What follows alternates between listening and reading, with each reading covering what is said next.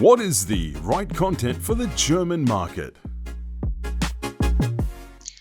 Hello everyone, and thanks for joining us.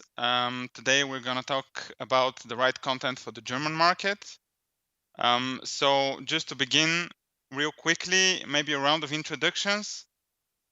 Robert, do you want to take it first? Sure. My name is Robert, 43 years old, been in the industry for 20 years now, been a while. Started at bwin in Vienna for around 10 years, and then worked with different sports betting companies and casino companies, mainly in Germany. I live in Berlin now since 10 years. I co-founded most recently Holle Games, which merged in 2018 with GameV, now called G Games. It's a very successful supplier these days, mostly focused on lottery and scratch cards market.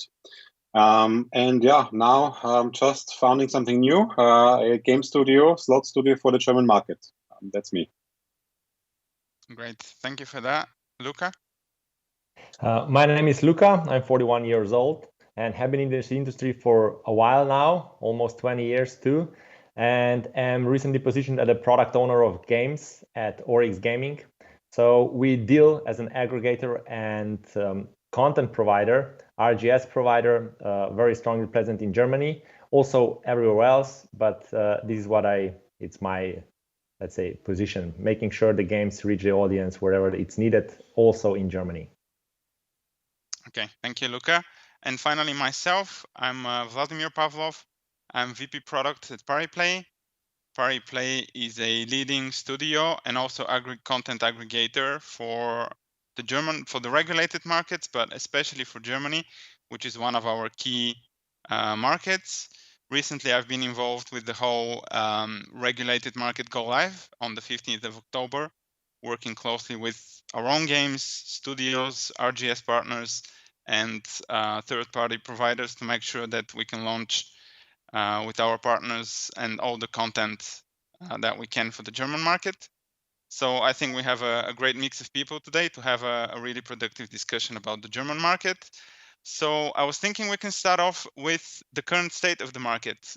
We find ourselves merely a few weeks after the initial go live transitional period on the 15th of October.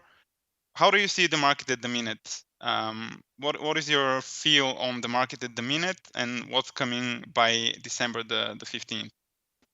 Robert?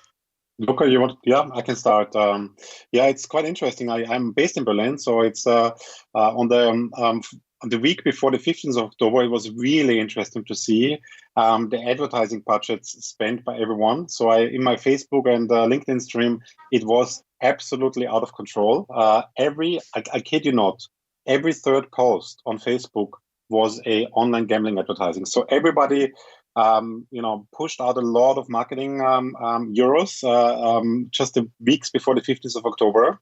And it's also interesting to see what happened after the 15th of October, who complied with the rules.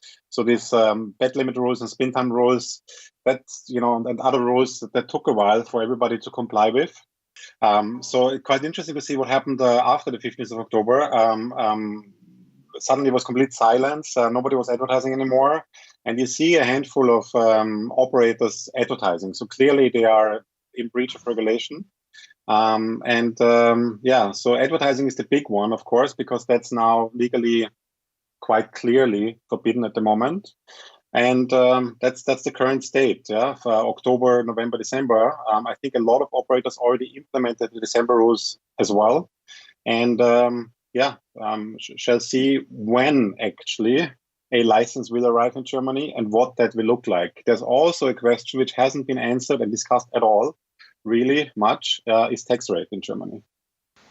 Yeah, I also think that it's interesting to see how this transition will look like. Some compliant on the October 15th, and with everything, some are waiting until December. Some will not comply or use some different strategies, right, with different brands trying to now cater to the market under more looser rules and so on. So I think it's, I wouldn't call it an uncertainty state, but it's definitely an interesting state in between where operators will try to fight for their share of the market in a different way, and also to position themselves for the further let's say, actions in the future after December and in the 2021.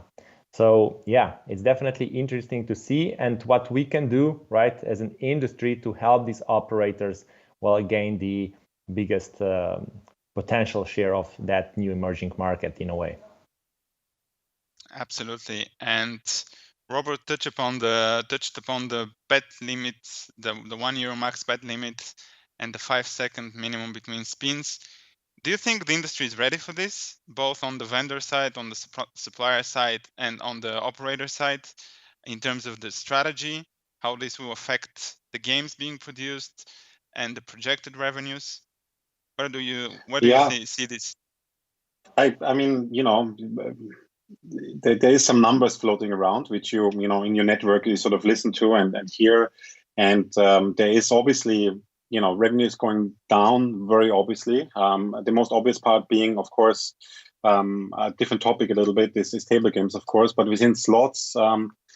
So what I'm guessing is sort of what I'm hearing, that the revenues are down like significantly, but not earth-shattering. So you have downs of 10, 20, 30% perhaps, but that can be maybe regained. Maybe some of it is people getting used to it. So typically, when you're a player and you played since years, maybe, you only spend half an hour per day or per week or something on it. Now, because it's slower, you need to spend an hour. So maybe people will just invest more time in it, and sort of that sort of re-regulates, so to say, the revenue a little bit. It's hard to predict, but obviously the suppliers weren't all ready, or at least the operators. I think I know that a lot of suppliers were ready, but the operators took some time to integrate sort of the new game IDs and everything into the operators. So it was quite interesting to see on the 16th of October going to a big website and like nothing has been implemented. I think one point is quite interesting that may change, and I think I like that bit about the regulation.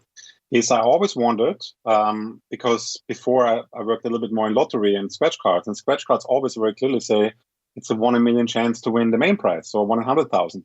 But it never said this on slots. So that bit of regulation, that this now has to be displayed very clearly close to where the bet is being placed, I think it's a very good bit of regulation. Obviously, it's dramatic numbers sometimes, because this goes into beyond the trillions, of course. Sometimes the odds to win the main prize in a slot often are beyond the trillions and trillions of billions of chance. But I think what suppliers we will certainly do that, will maybe create new content which has targeted a little bit of a sort of more reasonable, or a main odds that can be easier communicated. So because if you're standing sort of in competition with other slots, this could be actually a little bit of a differentiator. They say, well, you can win a certain amount of money and these are the odds and this is communicated. So it could be actually an additional USP suppliers can bring into the market. Yeah, definitely. If you're asking whether everybody is ready for that, they're getting ready. They're getting ready fast, right? I think that content providers are on the faster side. They did a better job than the operators. Obviously, operators had much bigger worries on their mind during this period. And as Robert said, the innovation will start kicking in, right? I can confirm that some content providers already start thinking very rapidly or efficiently about how to solve the 5-second spin problem, or how to solve the €1 maximum bet problem. We've seen these attempts in the land-based markets. They're not exactly the same, but we've seen how the content providers try to solve certain regulatory issues there. And I think it will happen the same in the online. And I'm looking forward to what this will bring to the table. Now, if we're talking about the announcements of the big prizes, top wins, and their probabilities, I think there's a lot of unclarities here. But it's a good thing that we started with this, because now, yes, the content providers can decide what they want to publish, what games they want to create. Do they want to be this game with a massive win that's impossible to win? Or you want to have let's say a slot which doesn't promise, dreams, but you can actually win something there. So it will be different game categories. It will be different way to address players. I And I think we will see, great changes and a lot of action and a lot of activity in those areas. Great. And let's talk for a minute about the current market leaders on the supplier side in the German market. We have the likes of NetEnt, Red Tiger, Play & Go, obviously, who are currently the providers to have in Germany, among others. But now we will have a really exciting opportunity to see some of the traditional German content making a return in the regulated German market. We have the likes of Blueprint, Edict coming back to the market. Pariplay has Ballywolf, for example, as another prominent retail vendor coming online now. So how do you see this landscape changing? I can start again if you want. The third one, of course, Novomatic. It's going to be interesting to see as well whether they finally capitalize on the big brand, the Book of Ra brand, finally in Germany. That's going to be an interesting one to watch. What do we do with that? So it's, Edict is Merkur, is Gauselmann. So they already, I hear there's some content being offered already again in the German market. Blueprint, of course, and I think it's always interesting to look at a little bit sort of more German, sort of newish German operators, because they sort of forecast where it's going in a way. Because if you're a newish German operator, you focus obviously more on German content, and Net and Red Tiger, Play & Go, while important, you kind of focus a little bit more on the German content. And and these newish operators, they often have almost dominant income from these German suppliers.